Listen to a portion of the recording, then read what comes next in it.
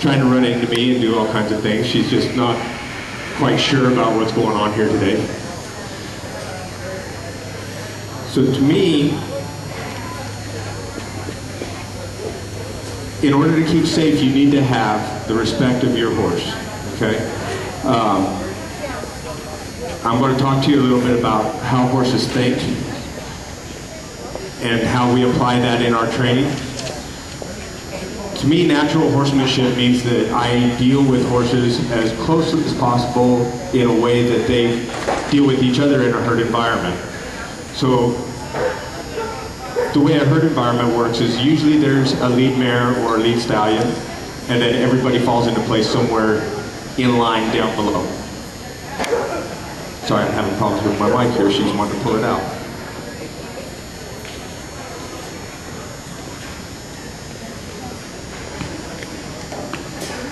So because of that, they're always trying to find out where they fall in that herd environment, whether they are at the top or at the bottom or above somebody or below somebody, and they're always testing to see where they fall.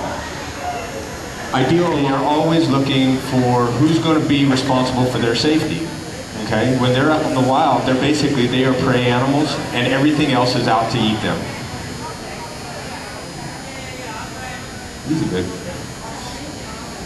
So what they're looking for is they want to be able to put their trust in somebody to be able to keep their guard, watch out for the predators, so that they can relax, to eat, to drink, to do whatever they need to do. They need to be able to put their trust in them so that they can let down their guard. If there's somebody out there that is too weak, they're going to take that leadership role because it's their job to keep themselves safe. It's ultimately their own responsibility, their individual responsibility to keep themselves safe. If they can let somebody else do it, they're fine with that. But they're always going to be making sure that that individual horse or individual person, in this case, can keep them safe.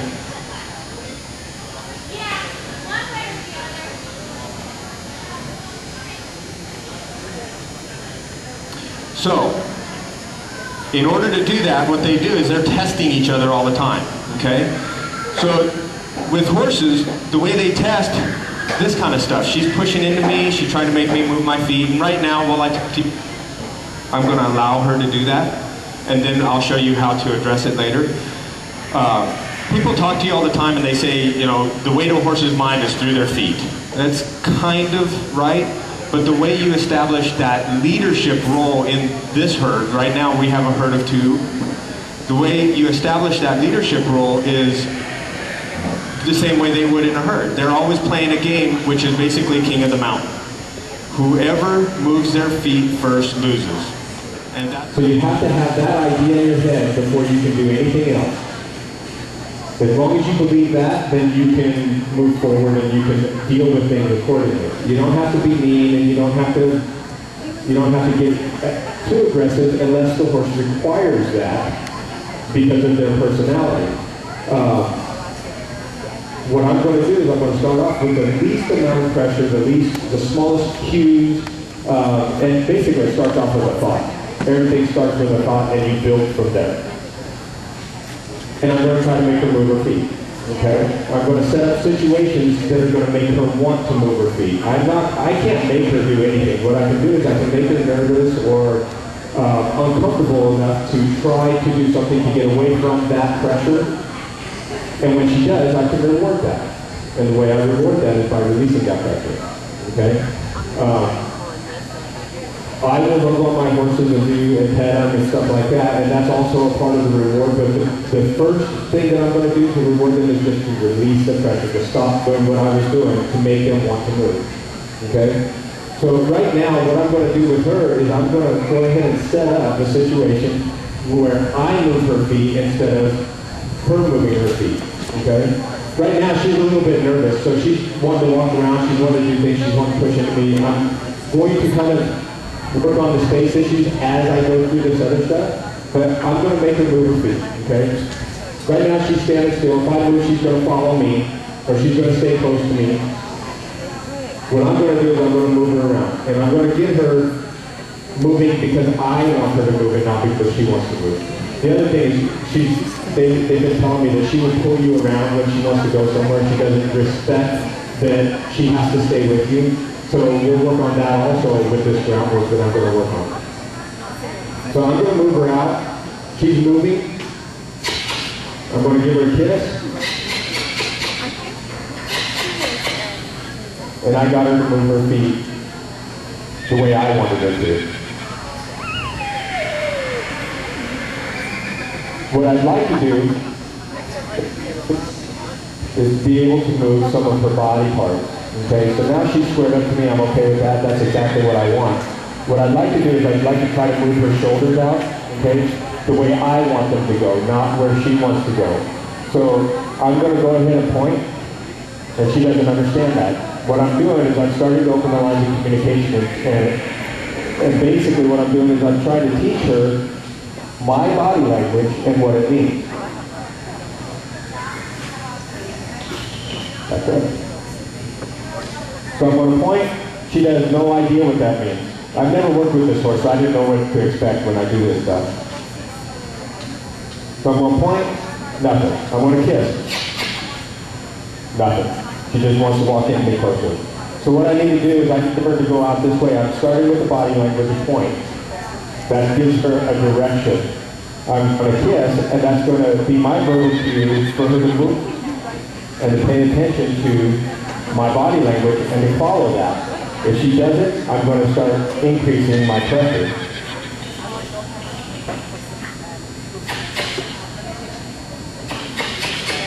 She's not moving, so there she goes. So I'm going to reward for that. I'm going to stop doing what I'm doing. I don't care if she wants to walk away from me or whatever. I have to reward for that smallest little thing. And as she gets better at it, it's going to take a little less and a little less.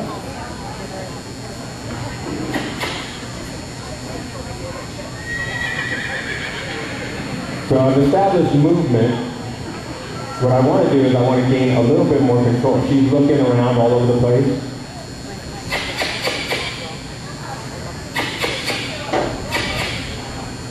There she goes the other way.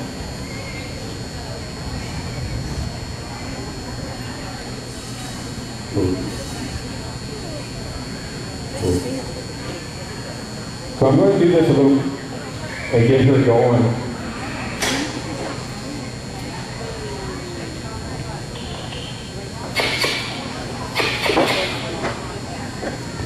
Now she likes to get up in your space quite a bit, so I'm using a little bit more pressure to get her to move, which means that if I have to reach out and tap her with that lead rope to get her to move, that's what I'm going to have to do. She's kind of, she's not a very aggressive horse, she's very passive.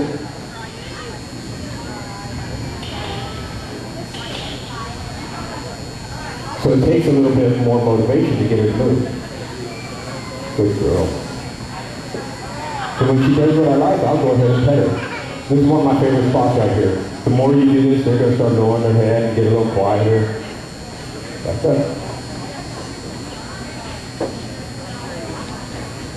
Now, while I'm moving her feet around, while I'm getting control of the body parts, the more control I get of her body parts, the more she's going to start respecting me. And that's what they do in that herd environment. That's how they establish that respect and that hierarchy within the herd. Is the one that moves her feet basically wins and gains that upper level in that leadership role.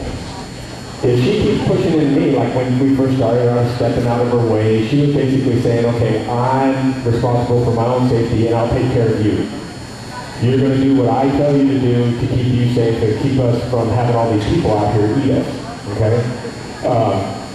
So the more I start to do this, the more she's going to start to relax. So as I do this, I'm going to get her moving a little bit more. I'm just going to go through a couple of times, and what I'm going to try to do is I'm going to send her one direction, and I'm going to turn her and send her back the other way. When I turn her, I'm going to ask her to move her rear end away from me, or her hips away from me. And it's going to set up a couple of different things that's going to help us later, and I'll talk about those later as I get her moving a little bit better. I want her to try to get her responding and paying attention to me a little bit more, because that's going to keep me safe. When she starts pushing into me, one of the things that people don't realize is that they don't stop and think how much bigger their horses are than them. She weighs 900,000 pounds. I weigh 200. She is 5 to 1 bigger than me, pound for pound stronger than me. So I'm not going to win any kind of physical battle that we might get into, so I need to kind of work on her mind, and that's what I'm doing when I'm moving her feet around. I'm engaging her mind, getting her to think about me every time I ask her to do something, and if she responds to it, it's because she thought about me. I want her thinking about me and looking to me for what I'm going to ask her next, or what I'm going to require of her next. So, we're going to go ahead and move her out. And as she's going around, she's going to be looking for ways away from me, or at things that are scary or whatever. Every time she starts to pull on me, I'm going to bump her back to me and say, no, remember, I'm right here.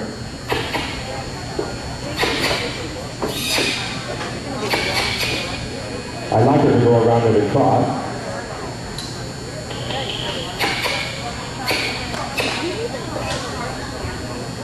That time I had to slap the ground a little bit just to get a little motivation out of her.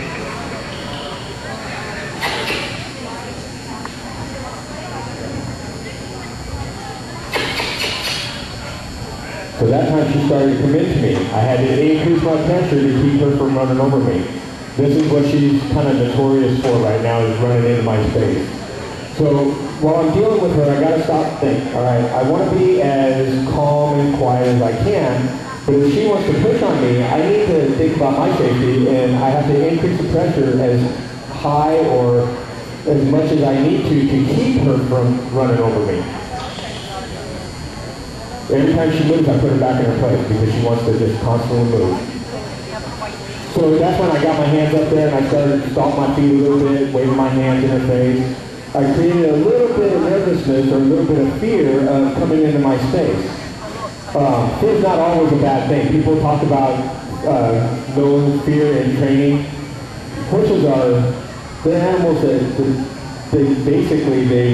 their instincts are driven by fear a lot of times. Their instincts are driven by survival. And the way they survive is they're afraid of everything and they react to everything around them. So if I can use a little bit of that just to keep myself safe, maybe even use some of that, like in her case, I try to create a situation that gets her a little nervous, makes her a little bit worried, and makes her want to move away from me. That's how I establish some of that leadership and some of that kind of dominance, my dominant position in this herd.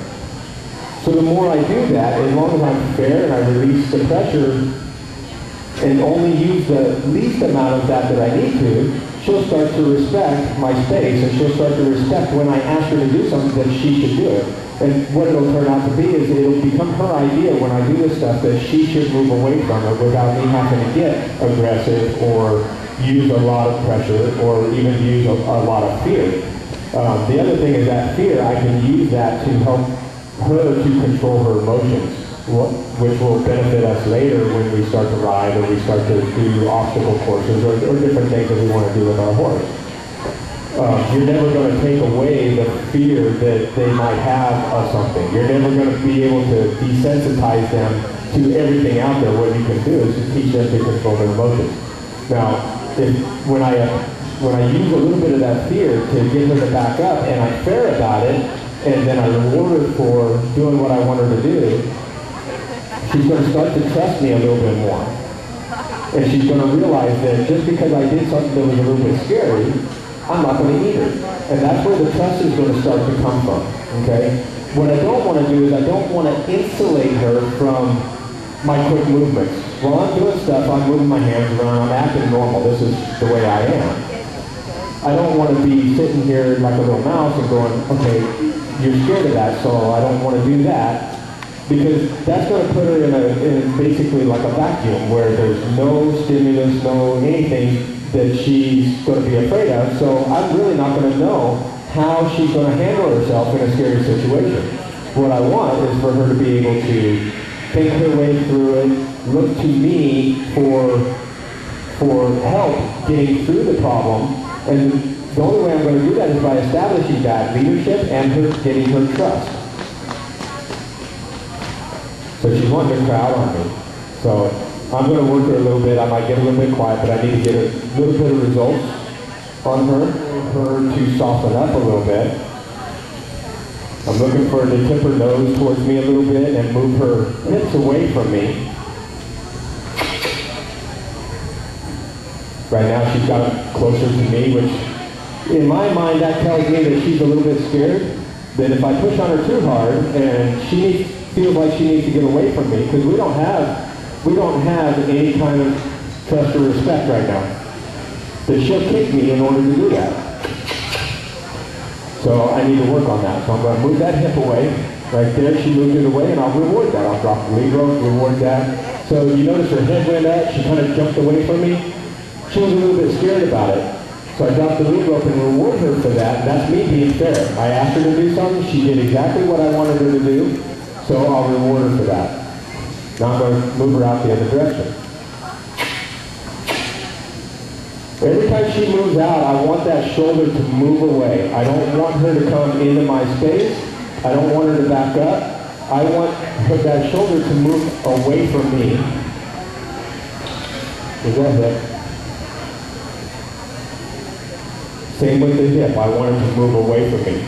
So as I'm doing this, I'm going to start using my body so that I can open those lines of communication. What I'm going to do is, as she's coming around, I'm going to step in, look at that hip, and ask her to move it away. She's not moving it away. I'll add a little bit of pressure and move that hip away. Okay? So I'm going to start to ask her with my body, and then I'm going to increase the pressure, whatever I need to get it done. I'm not going to wait very long. If I wait too long, she's going to basically look at me and go, that didn't mean nothing to me. And she's going to ignore it. It's not going to mean anything to her. If I steadily increase, then she'll start to understand that when he does this, if I don't do it, this is coming. So maybe I ought to listen to that first cue. Okay? And I'm going to start with the smallest and work up to the most that I need to get it done. And eventually she's just going to start getting better and better and better and better. And she's going to start paying closer and closer and closer attention to me. And next thing you know, I'll be able to make small movements with my body, and she's going to understand it. When we watch horses out playing and stuff like that, most people don't really watch their horses. When you feed your horses and horses start moving away, or one horse will go up to you'll have 5 horses eating, and one horse will come walking in, and they may not even do hardly anything that you can see, and all of a sudden they part and they let that horse in. Well, that horse might have flicked their ear, might have lowered their head, raised their head, done something that everybody else understands that we don't even notice. Well, that's how they communicate. They're talking to each other, and they're telling each other what they want. That horse is a leader in that group, or has a higher position in that group, and all the other ones said, okay, if you want it, you got it. But you don't know how they ask for it. Like I said, flick of an ear, just a change in their posture, anything like that. We can communicate to our horses the exact same way, but we have to establish those words. We have to teach them those words.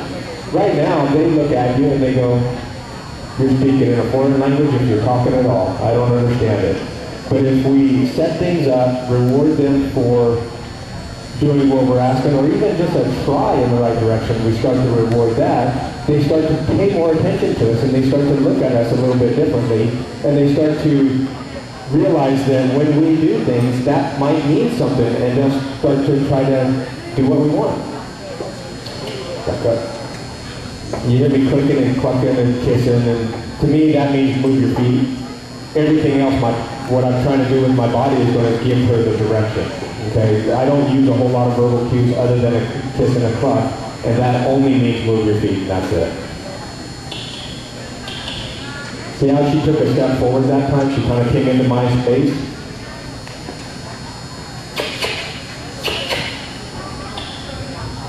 I don't want that, so I'm going to set it up again. But this time, because I kind of gave her the benefit of the doubt, she came into my space, that's not the right answer. I'm going to be a little bit more aggressive and make her want to move out. When I do that, basically I want this shoulder, this closest to me, to move out and away from me. So I'm going to focus on that shoulder, I'm going to push that shoulder away from me, and I'm going to basically not stop until it goes away from me, okay? But I still need to do it in the exact same order. I just need to be a little quicker and a little bit more aggressive about it. I had to stomp my feet. She took a step in, and then she took a step out. So I accomplished what I was trying to do. We'll move that hip. There, she didn't take a step to me. She didn't move it all the way out, but we'll work on that as it comes along. I'm going to move it back out the other direction. Point and kiss. Let's do it. Move that shoulder away. There it goes. Right now, I'm not worried about how fast she moves out or anything. I just want to establish that leadership and that I can move her body parts. Step in, she doesn't understand. Move that hip away. She doesn't want to stop, that's okay, she's moving her hip.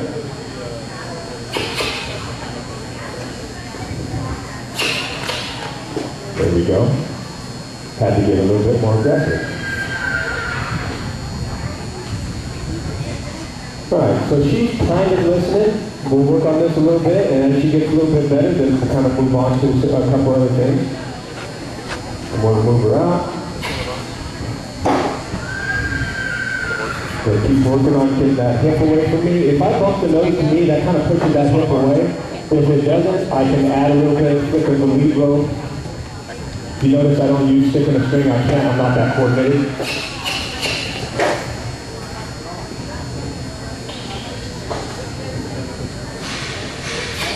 Get that hip away. She's moving a little bit better on that side.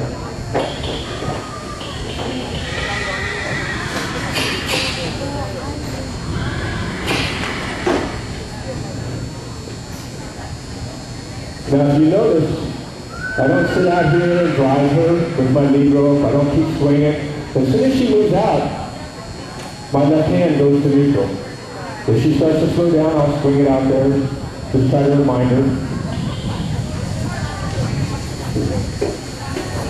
So that was a little bit better, but not the best. So what I'm going to do is I'm going to do a different exercise to try to get a hold of that hip and get it to move away from it. This one sometimes can be a little tougher, sometimes it's easier, it just depends on the horse. What I'm going to do is I'm going to use my body language and get her to move it away, but I'm going to kind of go at it a little bit aggressive, because she just wants to be, she kind of wants to be the dominating one in here, so we need to kind of work on this. And like I said, it's all about safety on my part. I want to be able to get control of these body parts, otherwise my safety is at risk. So to me, it's very important. This is, when horses come in training with me, this is the very first thing that I do. I start off in the round pen free lunging and work on this a little bit to establish the body language, just to kind of get it in their head a little bit. But as soon as I can, I go straight to this, because it keeps me a little bit safer. I have a little bit more control, and I can help to teach, because I can grab their nose if I need to help bend them and get that body going. So I'm going to move that hip.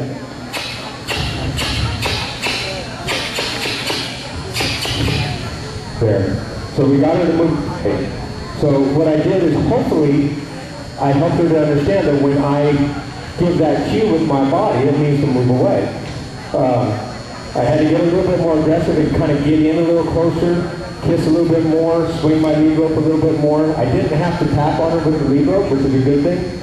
So she actually moved away. So if I'd have had to, I would have. And if when she moved away and crossed her legs, I would have rewarded for that. And then the next time I did it, I would try not to have to do that. Every time I try to get a little bit less and a little bit less.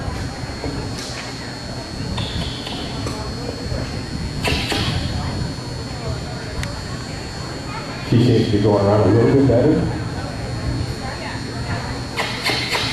Good. That was good. Now let's see how that hip goes. That was much better. Now while we're doing this, I'm going to let her kind of sit and relax a little bit. I'm going to watch for her to relax. A lot of people talk about licking and chewing, blinking the eyes, those kind of things. People say they're digesting what they've learned, or it means they're thinking about it. what it means is, you know, when we get nervous or we get worried about things, we press our lips together, our neck muscles get tight, we bunch up our forehead, squint our eyes, those kind of things. We get really nervous and tight, and we can't think about anything but what's making us nervous and tight.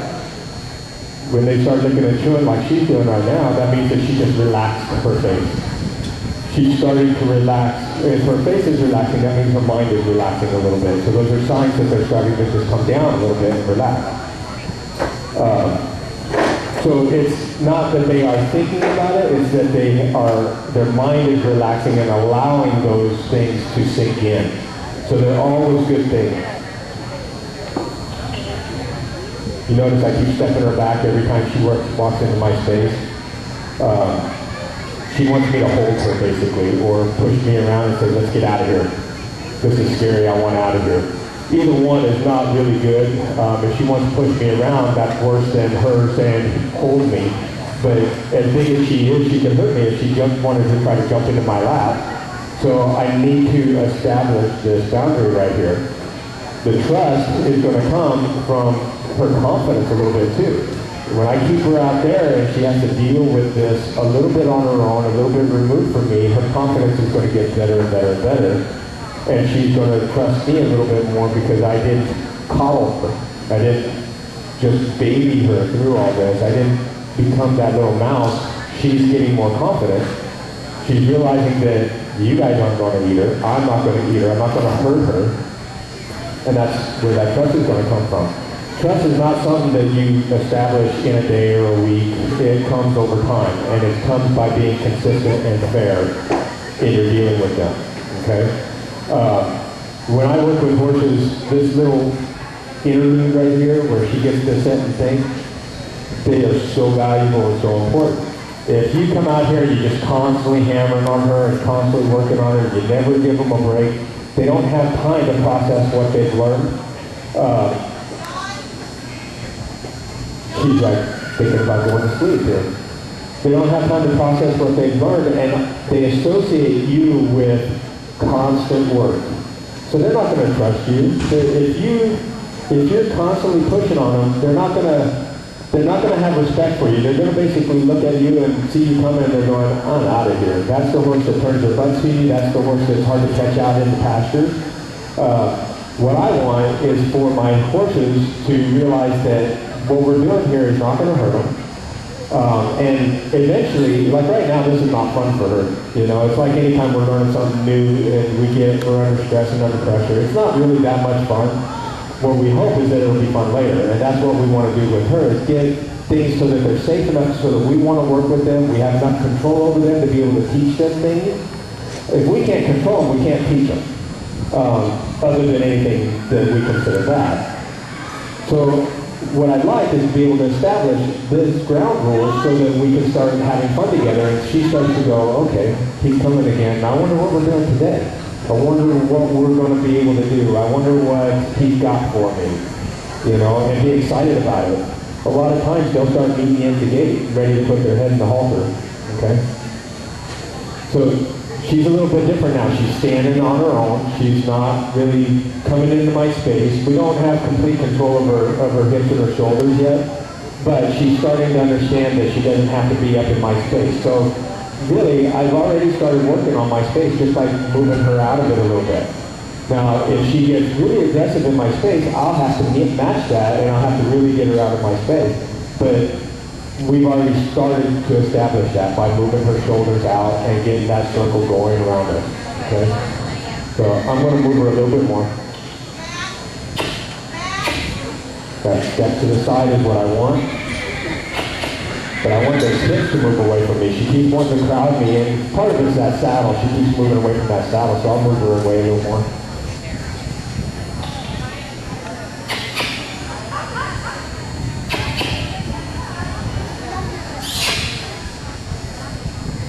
Move the hip, send her back out. Don't let her think about that too much.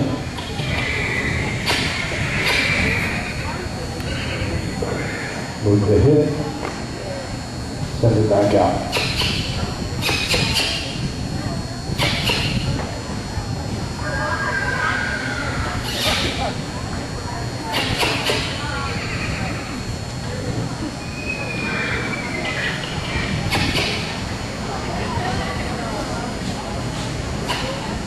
So that time she kind of crowded me a little bit. I'm going to ignore it this time. Give her the benefit of the doubt.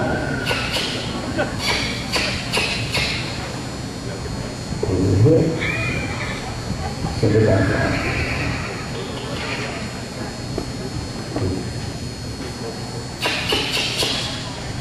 There, she's kind of getting a little lazy.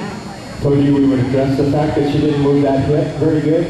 So at that time I decided it's time. It's time to get a little bit more aggressive, make her move that hip around. This is not something she's going to get in a day. She's going to just improve every day as we go along. She's going to get a little better and a little better. I don't usually work them until they get it perfect. It'll take you have to work hours on things to do that. Sometimes they get burned out, they're not going to respond to it. But as long as they keep improving every day, I'll have to do this less and less. This right here is how I start gaining that customer respect. But I don't dwell on it. I continue to move forward with saddling and doing other things like that, but I continuously go back to this every single day to remind them that they have to listen, they have to respond to what I'm asking them to do. This nervousness, this pushing us around is kind of a love response from her, but it's driven by her instincts and her instincts as a prey animal.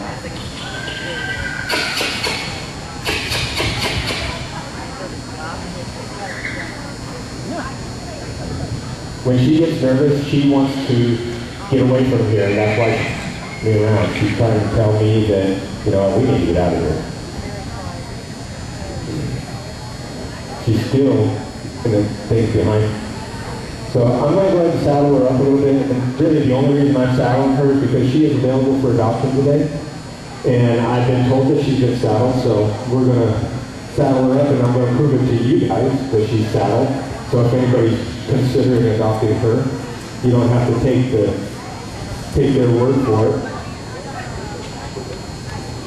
Now, one of the things that I do, I'm a big believer in, is you want to trust your horse. You have to trust your horse in order to get respect, or get the trust back from your horse. Basically, horses, you get out of them what you put into them. If you want trust, you have to trust your horse. If you want respect, you have to respect your horse. Now, I'm trusting that she will not run off, okay? So she's basically thinking about staying here, so I'm going to allow her to do that. Now, do I trust her to swing the saddle over? I don't know her, so I'm going to trust her a little bit, and I'm going to keep a loose lead. Saddle her up.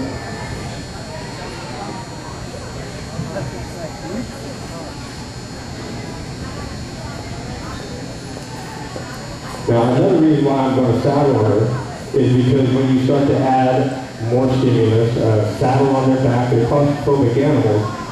So this is just going to make her just a little more nervous, maybe, especially if they're saddled in a while.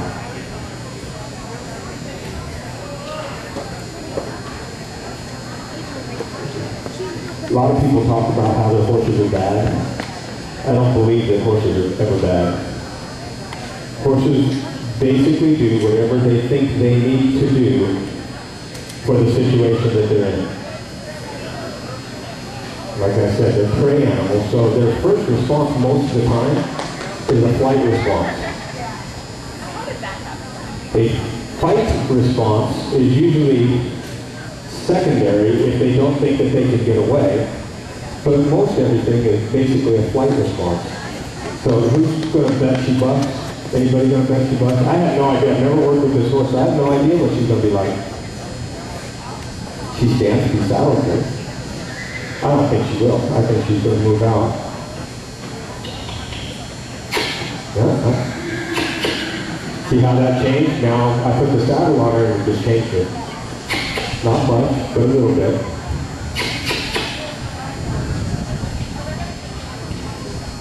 Move the hip away.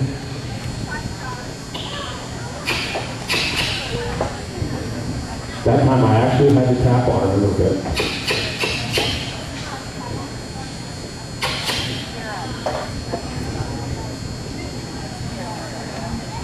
Got it. Move her out. Got that hip into me. Lift the hip out. There.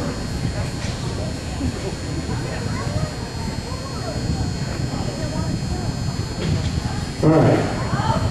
Now, she's starting to move a little bit better for me. I want to talk about a couple other things. I talked about body language. Now she's going, hey, I don't like this. I talk about body language. Everything that I'm doing basically is I'm using my body language to tell her what I want her to do. When I go to move her hip away, I step down, I over-exaggerate a little bit what I'm asking her to do. As she gets better at understanding this, I won't have to do over-exaggerate. But right now, I want to make it very clear to her what I'm trying to do. When she does it, I reward her by releasing a pressure. When I'm moving her around, I'm thinking about, when I work with horses, I think about when I'm riding them, how this is going to translate up into the saddle. So when I move her shoulders out of my space, when I'm riding and I want to pick her shoulders up and move them over, I've already kind of established that I can do that in their mind without having to touch them, without having to push on them too much. So it should be easier for me when I start giving physical cues in the saddle, using my body language, to move that shoulder over. When I disengage, when she's coming around and I want to disengage her for a stop, basically I'm using imaginary pressure.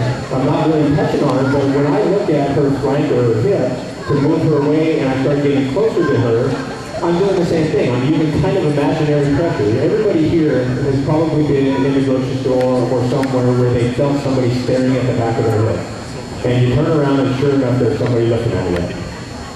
That's kind of what I'm talking about. When you want to move their hips, you want to do those things, you actually think about it, you look at it, and you think about moving their hip away, and your body basically assumes a position to create that pressure, and that's what they're understanding. That's what they're seeing, that's what they're responding to, okay?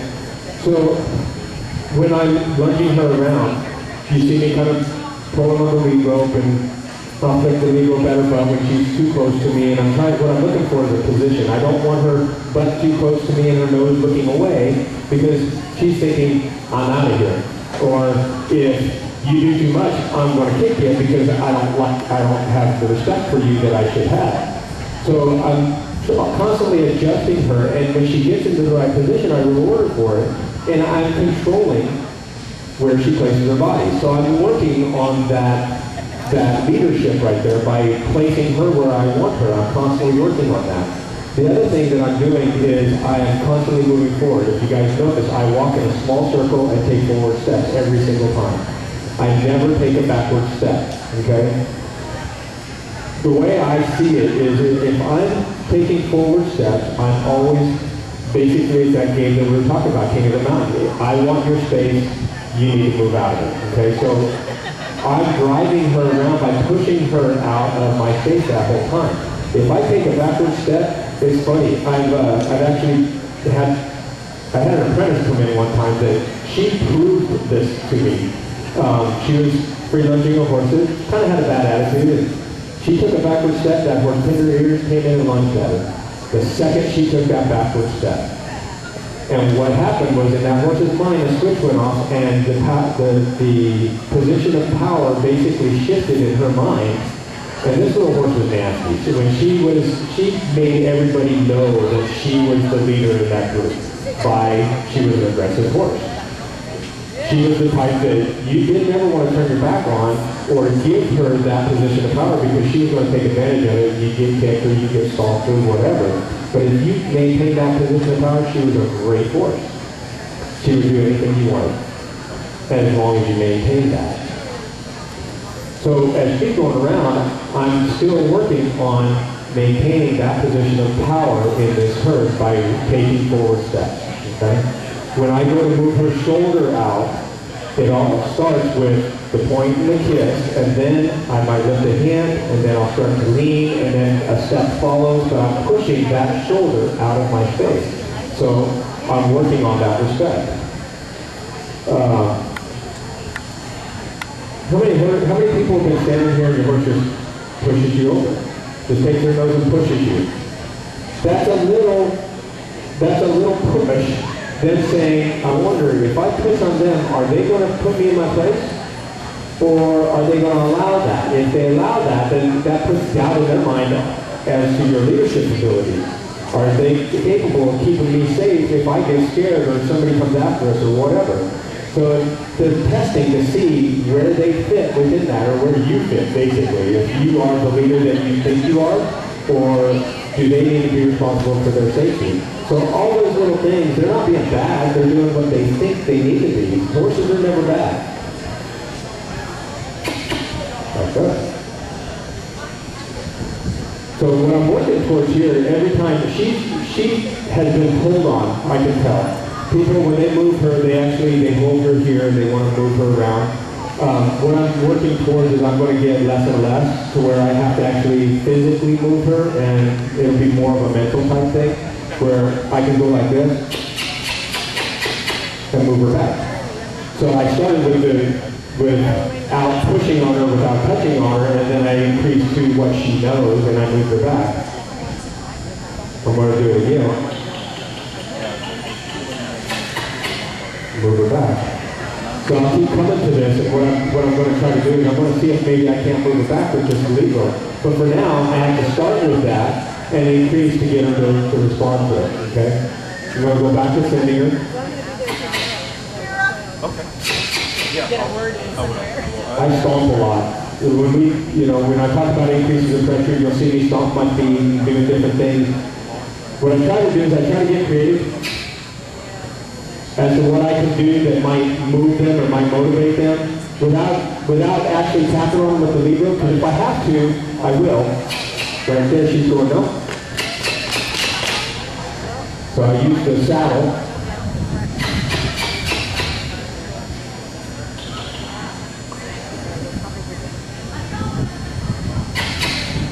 Good girl.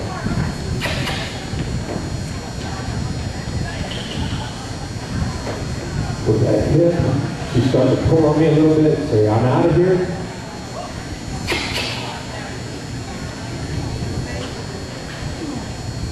With that hip, she started to come into me, and I stepped in her space. Just like I was talking about, I always move into that shoulder to move it away. Now, she's still having difficulties with this side. So I'm going to set it up and I'm going to chase that hip around there and just make her get it out. So I'm going to set it up. She's not going to come.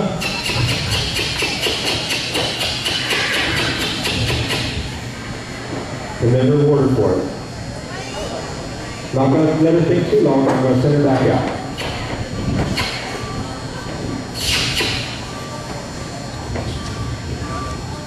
And we'll try it again. So I'm going to give her the benefit of the doubt. I'm going to pretend like that worked. I'm going to assume that worked. And it worked better than it has. So I'll reward for that. She doesn't have to do it perfect for me. I'm going to reward for that. She's starting to understand me a little bit. She's starting to respect when I ask her to do something that she should probably do it.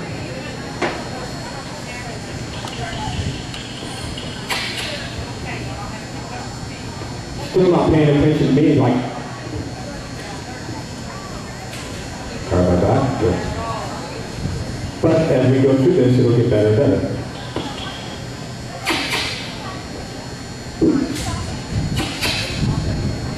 This is obviously her bad side, so I would want to work on this more.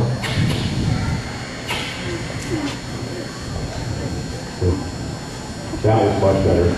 Still not squared up to me, but that was a lot better. And the other thing that she's not doing is she's not coming running into me. As soon as her hip goes away, before she was kind of coming into my space and basically coming up to me and saying, hold me. She's not doing that as much anymore. She's kind of creeping in on me, but she's not bad. So we're gaining ground here. We're starting to get a better relationship now. So before, if I hadn't have done something, she would have just walked right in on me. She would just walk right up, put her shoulder into me. So what I did is I just give her a little flick, stomp my foot, kind of establishing movement or the lack of movement. She was moving around, I stopped her. I basically said, you need to stop, and she said, okay. I did something to kind of spook her a little bit maybe. I used that fear that I was talking about in order to accomplish it, but when I reward for that, the fear goes away, and she goes, huh, that wasn't so bad. She didn't run screaming for the hills whenever I saw my foot. Put it back around. My groundwork is very, very basic. It's in more detail than what I'm going through right now, but I've got to get her to improve before I can move on. But my groundwork is very basic. It's just to gain respect and trust, and to establish that leadership, and to get them to focus on me.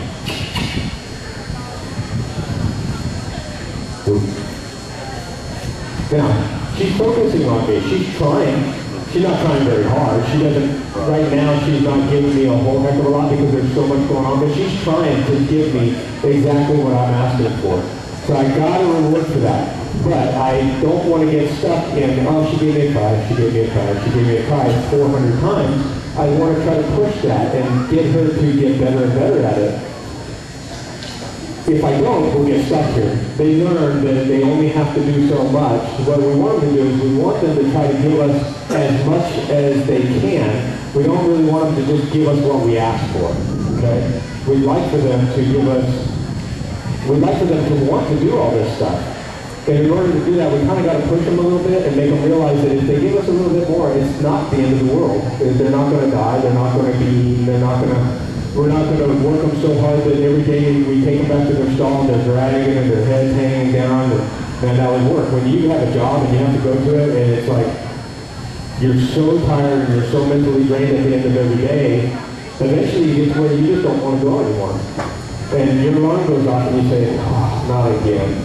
Well, that's what we don't want to have happen with our horses. So that's one of the reasons why we do the breaks. But I also don't want to push her so far to where she's going to rebel. But I want to push her up enough to where she realizes that, you know what, this isn't so bad, and this is actually maybe kind of fun. If she gets stuck at that comfort zone, she'll never ever progress. So let's work on going to the right a little bit more. She's still a little sticky there. Got that trot. Move the hip. She's not moving it far enough. There we go. See how she's starting to move off the kiss and just to pick up on my hand now?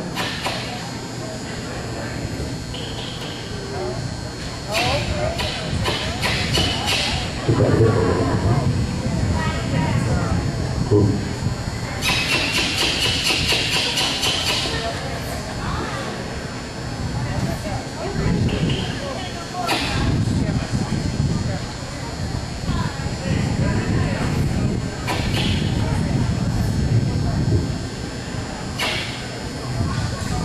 I'm just going to work her a little bit, see if we can get a little better response.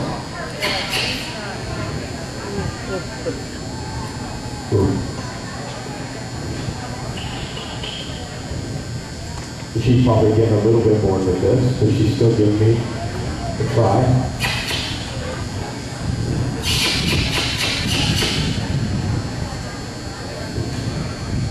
There we go. Alright. So now, in my groundwork, those are the first turns that I do. I only do 2 different turns. I move the hip away, and then I'll step in front of them and ask them to kind of roll over their hocks. And really the only reason that I do it, the main reason that I do it is to give them something different, to add something different into the routine so that they have to pay that much more attention to me in order to respond. Because if they're not paying attention, they're not going to respond when I step in front. If I start alternating it, they're going, okay, what's coming next? I better pay attention. That's really the main reason that I do it. The other reasons are to get them using their body in preparation for getting up into the saddle and start doing other maneuvers. But for now, for purposes of this, it's just to get them to pay attention to me and start, listening to my body language so that we can continue with those lines of communication. Now, when I move her back, I never get solid pressure. I always use rhythmic pressure. So basically what I'm doing is I'm releasing for every single step that she takes. If she doesn't want to move off of the first push, then I'll do a bunch of quick pushes like that and get her to want to move off of that. But you have to reward every single time or they're not going to try for it. So I'm going to go ahead and do this other turn. I don't know how it's going to work with her because she's a little pushy. She may want to come in my space. As she's coming around, I'm just going to step in front of her nose. Good, moving. Step in front. Go back and drive that shoulder away. Good. Step in front. Move that shoulder away. She's actually doing that better than moving her hip. Step in front. Move that shoulder away.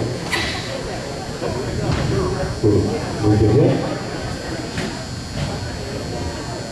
And she gave me some really good tries there. Good girl.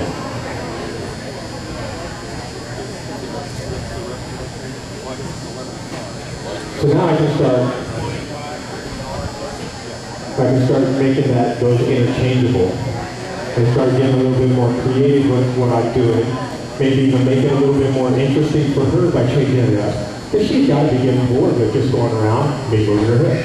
Going around the other way, me moving her hip. But if I start doing these things, what I've done is I've actually started teaching her that different movements of my body mean different things. So I'm starting to teach her the words that we're going to use to talk to each other. And these are going to apply to when we get up in the saddle. She's going to start to understand when she's going around and I bump on her nose, that's going to teach her to come off pressure. This right here, a lot of times this groundwork teaches them not to pull back. It teaches them to stand high. When they get good at this, you can just go in time to the rail and they'll never back up. One of the reasons is that they learn to come off that pressure. So they start to trust the halter actually. They start to trust that it's not going to kill them, it's not there to keep them, to hold them down while a predator comes after them. They realize that they don't have to be afraid and they don't have to pull from that pressure. All these things start building confidence. And they start to get us closer to our end goal. I'm going to mix it up a little bit here and see what we can do. That time she moved off with just a little cut. So she's getting better. Move the hip. Step in front and move the shoulder.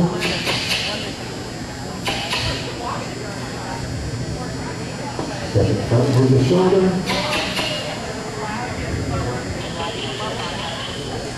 Move the hip. There we go. Had to remind her she didn't look like she was going to go, so I had to grab her nose and put a little pressure on her hip and make her move.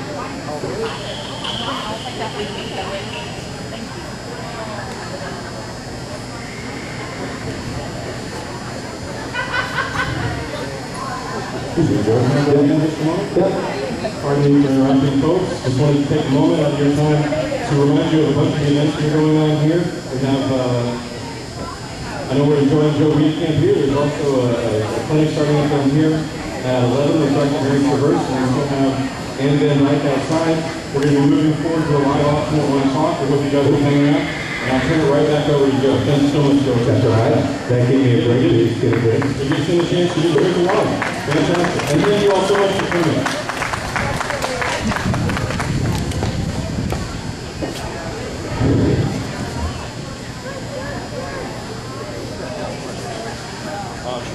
So right now she's giving me a really good example of one of the problems that we have. She likes to lead. And that right there is a sign of disrespect. Basically, she has decided that she's taken us out of this pen to that gate. She doesn't want to be here. She's taking control of the situation. And she said, all right, I see that gate. We're out of here. Come on. Basically, what she was saying is, I'm out of here whether you come or not. And that's always a dangerous thing. So what we're working on right here is trying to, like I said, establish that leadership. What we want is for them to start looking to us and saying, okay, where are we going? What are we doing? When they get scared, you know, we don't care if they get scared. What we want is for them to be able to control their emotions and look to us for the answers on how to get out of it.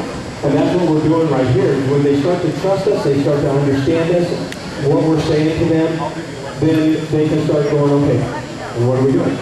Now, I keep talking about what we're saying to them, but while we're doing this, we need to start paying attention to what they're saying to us, okay? I've said what she's thinking a couple of times, but I've never really said, you know what, this is what she's doing. This whole time, I'm reading her body language, she's telling me, we need to get out of here. This is scary. I don't trust you. I don't trust them. I don't, you know, I've got to listen to what she's saying. The other thing is when I want her to move, she's going, I don't really want to move. Not unless we're headed to that gate, you know. So she's talking to me, and I can tell by her body language what she's kind of thinking. I'm not a mind reader. I don't understand horses in that respect that I can think, I know exactly what's going through their mind, but I can get a pretty good idea. When she just got here this morning. Sorry, we got technical difficulties going on. She just got here this morning. When I went to go see her this morning, she was sweating and, you know, that was all signs of nervousness. And basically what she was telling me was, this is scary. I don't want to be here. I can relate to her because I showed up this morning and I'm going looking around and I'm going, this is scary. I'm not sure I want to be here. So those kind of things, she's telling me that. I can watch her, you know, right now, I can tell that there's something going on behind her that she's watching. So maybe I should go over there and help her get through that. I think it's those guys over there throwing those ropes and she's going, I'm not sure about that. So I can take her over there and help build her confidence and help gain her trust by going over there and introducing her to something that is, right now, it's got her attention. She's obviously paying more attention to that than me, so it's got her a little bit nervous. When she first came in here, she was dancing around, she was pushing me around, all those things are ways of her to tell me that she's not really liking what's going on. So it wasn't her being bad, like what I said before. They're not ever being bad. They're just telling us that something's not right in the world and they just don't like it. They don't understand it. They don't want to have anything to do with it. And it's our job to help them to address those things and learn how to control their emotions in those situations. The more we can do that, the more they're going to trust us, the more they're going to look at us in that leadership role. Right now, she's kind of considered me a little bit more as the leader in this group. She's kind of thinking about it. She's kind of thinking seriously about it. She's not trying to push me around. She's not pulling on me. She's actually kind of content right here as long as we don't do anything else. So it's good to be content, but we want to help her to get through these situations. So we're going to add a little bit more. These maneuvers that I'm doing, when I push the shoulders away, when I get control of the hips, all those things are, you know, we can take this so much further to where we can actually get them side passing and we can kind of do some of those fun things that you want to do. These are more practical as far as just a quick application as far as just getting the relationship started between us. But you can use them for so many different things. You can use them to, if you have a horse that doesn't stand still while you're saddling, you can move her around. You can say, you know what, if you want to move, that's okay. You can move, but you're going to move my way. You're going to move how fast, the direction, all that stuff that I want you to do. But you can't do that if you haven't established lines of communication. Not quite sure why this is doing it. Hang on one second, I want to see if I can fix this microphone.